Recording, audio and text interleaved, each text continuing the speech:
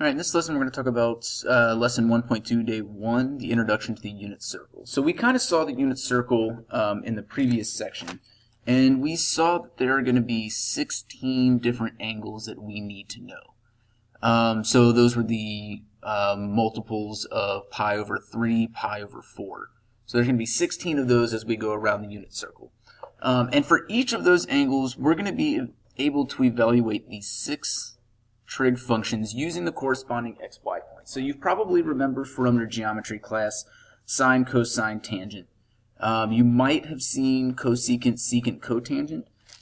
So those are going to be our 6 trig functions. So if we think about those in terms of our unit circle, there's going to be an xy point for each value t on the unit circle.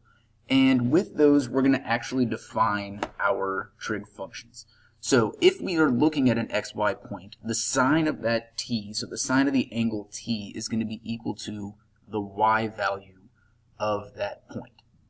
The cosine of t is going to be equal to the x value, and the tangent of t is going to be equal to the y value over the x value. And that's going to be assuming that x is not equal to 0. If x equals 0, obviously the tangent function is not going to exist because we can't divide by 0. If you remember your cosecant, the relationship between sine and cosecant is a reciprocal relationship. So if sine is y, cosecant is going to be 1 over y. Same thing with cosine and secant. They also have a reciprocal relationship, so that's going to be 1 over x. And tangent and cotangent also have a reciprocal relationship, so this is going to be x over y. This time it's going to be y is not allowed to be 0. Now, the biggest thing people are going to make the mistake on is you guys are going to want to relate cosine and cosecant because they both start with co, but that's not the case. Sine and cosecant are related, y and 1 over y.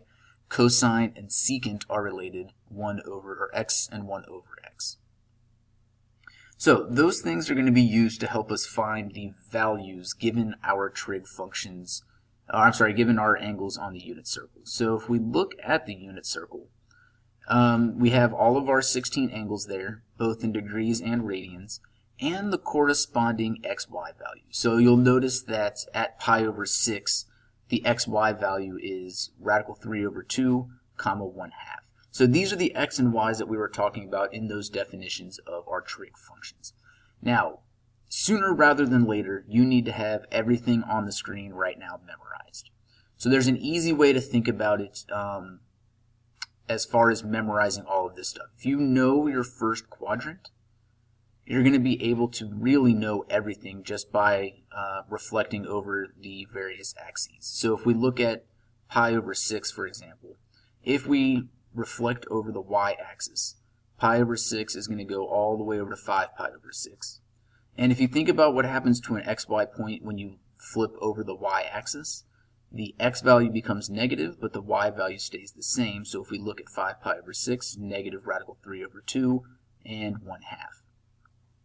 Now, if we take that point and we reflect it over the x-axis, we get to 7 pi over 6. Taking a point, reflecting it over the x-axis is going to keep the x values the same, but change the y values to negative. So that's going to give us a negative radical 3 over 2, negative 1/2, just like we had up here, but changing the negative for the y. And then for this quadrant, you can think of it one of two ways. You can either reflect 7 pi over 6 over the y-axis, which would change the values of x, so make the negative radical 3 over 2 positive, keeping the negative 1/2 the same.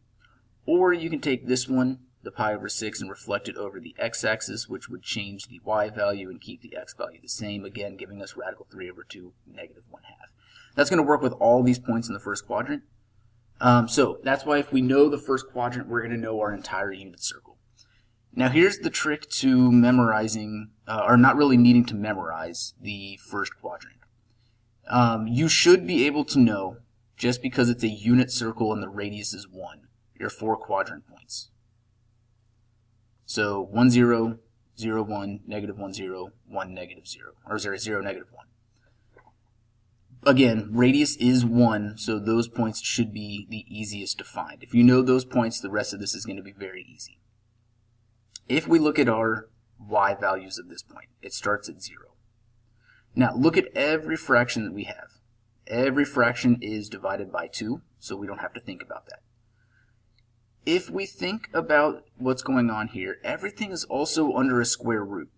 It doesn't look like it here, but it's simplified, right? Square root of 1 is 1. So if we think about everything being under a square root, we're going to be in good shape as well. So everything's divided by 2, everything's under a square root. Then you just have to be able to count. Looking at the y values, we have 0, 1, 2, 3 under our radicals. So 0 radical, or radical 0 over 2, radical 1 over 2, radical 2 over 2, radical 3 over 2. And it even works for this point right here, because if you think about it, that would be radical 4 divided by 2. Square root of 4 is 2, divided by 2 is 1. So starting at 0, 1, 2, 3, 4. And then if you think about your x values, you can either count down from 4, 4, 3, 2, 1, or start at 0 and go this way, 0, 1, 2, 3, 4. And that's going to be the easiest way to think about your unit circle, and then all you have to do is reflect over your axes to get your different values in different quadrants. So let's use our unit circle to answer this problem here. Evaluate the 6 trig functions at t equals negative pi over 3. So if we think about where we're at in the unit circle, negative pi over 3 is like right here. It has the same values. It's going to be coterminal with a positive angle going around this way. A positive angle of, what do you have, negative pi over 3, so that's going to be 5 pi over 3. So if we look at our unit circle, we know that 5 pi over 3, or negative pi over 3, has the xy point 1/2, comma negative 3 over 2. So this is going to be the xy that we want to use to find our 6 trig functions. So we can think about sine of negative pi over 3 as being negative radical 3 over 2.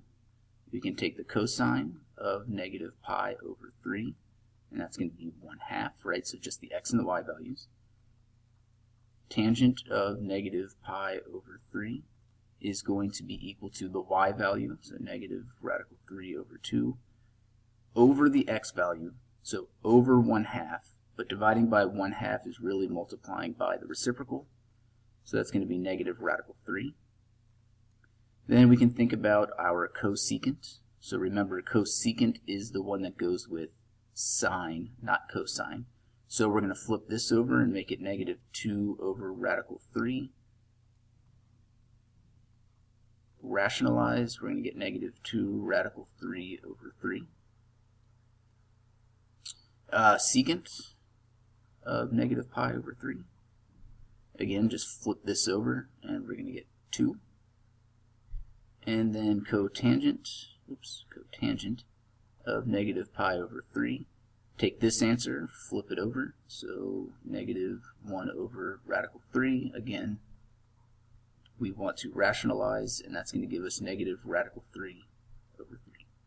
So know the xy values of all 16 points on your unit circle, and these problems should be very quick and easy. So that'll do it for this video. We'll see you in the next one.